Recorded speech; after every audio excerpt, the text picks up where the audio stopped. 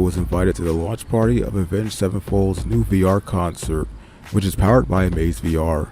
This is my first time diving into the VR thing.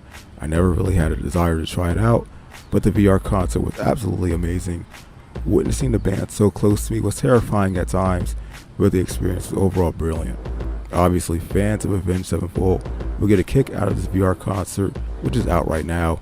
In fact, select fans got to attend the launch party, and they got to get the first glimpse of the concert before it went live to the public.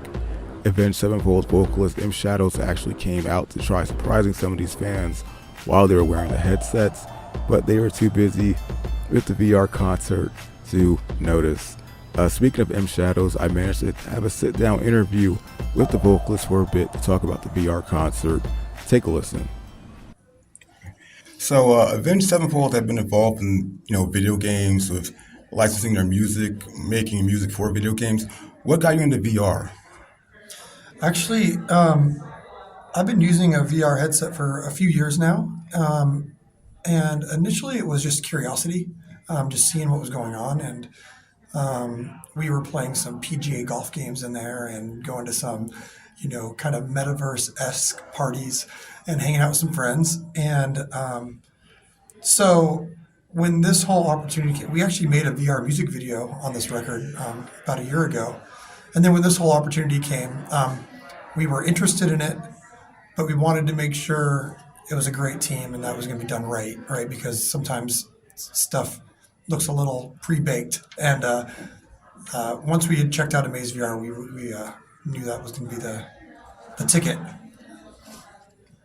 What was it like choosing the set list for the VR performance? I know they usually have 4 songs. You normally have 15 songs we play live. A lot of fan favorites. So it was like choosing what songs to have on those.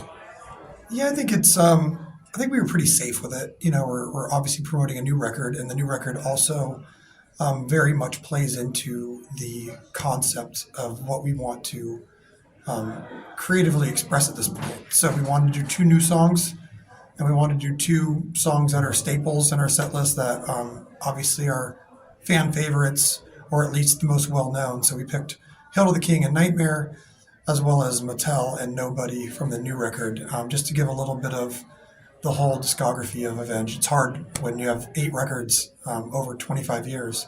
But those are the 4 that we decided felt current, but also had our foot in the nostalgia as well. And what was it like filming the event? It wasn't so bad, but now seeing the full product, it's a learning curve, right? So I would do some things a little different, and I think the band would too. But I think having Lance really direct us and make us aware of some of the pitfalls we were maybe falling into, or maybe some of the things that we wanted to be aware of, really trying to paint a picture of what the finished product would look like and what we wanted, where we wanted to be looking, and we didn't want to be looking off screen at teleprompters, or even when you're off screen, you're not really out of the view of the person watching. So having a good director was really, really important. So we were kind of trusting him, and then it was kind of like shooting a music video, but also understanding that one take was going to be the thing that people saw. So very interesting and a little different, and we learned a lot.